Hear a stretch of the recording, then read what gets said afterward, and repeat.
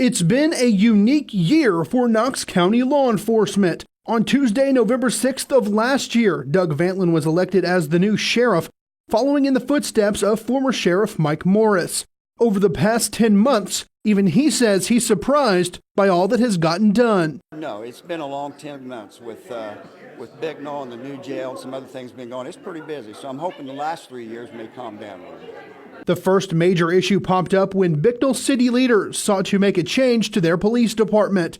After a string of legal issues, the Bicknell City Council sought to partner with the county to provide law enforcement coverage for their city. We began to discuss the future of police in the city of Bicknell, and the chief of police was charged with a felony. We had another officer leave us to go to another agency, and we subsequently were left with 2 officers. I approached then Sheriff Doug Vantlin, or now Sheriff Doug Vantlin, in reference to assistance from him in the short term, and I also discussed the potential of a long-term agreement. The proposal didn't come without controversy, however. A number of Bicknell residents voiced their displeasure with the agreement. Mayor Estabrook was given more than 3 months to do nothing, and the citizens deserve the same opportunity to explore other options and solutions. What has worked for more than 100 years is no longer working, and it has nothing to do with wages and benefits. It's time for Bicknell to change its course of direction, and it should not involve being forced to accept an interlocal agreement just because the people we elected and hired to work for us refuse to accept responsibility or accountability.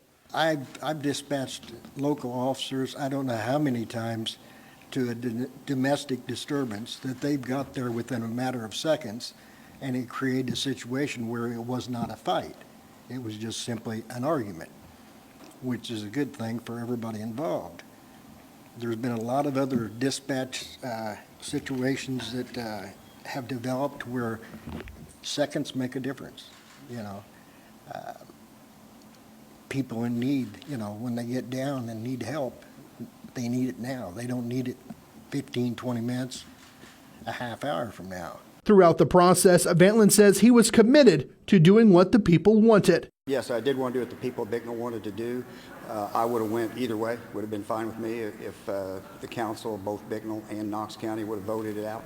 That's fine. We'll go ahead about our business. It went the other way. They decided to vote it in. That's fine too. The final decision was up to county government. The agreement between Bicknell and Knox County was first approved by the Bicknell City Council, then the county commissioners, and finally the county council. Once that decision was made, Vantlin knew what came next. I'm ready to get past it. I know the deputies are ready to get past it too. We've been there for 4 months. A lot of running around. We've got the rest of the county to cover, and then we have to also cover Bicknell at night, so we're ready to get the 4 guys, get them on, and get to work. But with one issue settled, another made its presence known. Knox County is no stranger to an overcrowded jail. It was the same issue that led to the construction of a new jail in 2007. At that time, the jail allowed for up to 200 inmates. Now, that's simply not enough. Housing both local and federal inmates, the jail has, at times, seen over 300 inmates housed at one time, and thus the idea of an expansion was discussed first with the county commissioners. We can either act now or react later, and we're not alone in this. There's over 40 counties in the state already that have built on or in the process of building on or building a new jail. So it's a trend that everybody's seeing. Those preliminary talks quickly moved into more formal discussions with the county council. With the help of a 0.2% jail tax increase approved by the council, plans are now in place for an additional pod to be added to the jail, something Vantlin says is the right move. We're having a population problem. We do have out-of-county prisoners in our jail right now.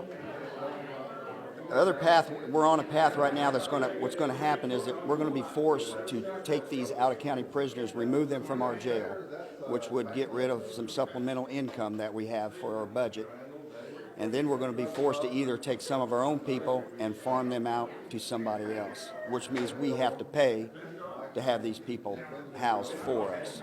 So the decision made tonight is going to be a good path to take.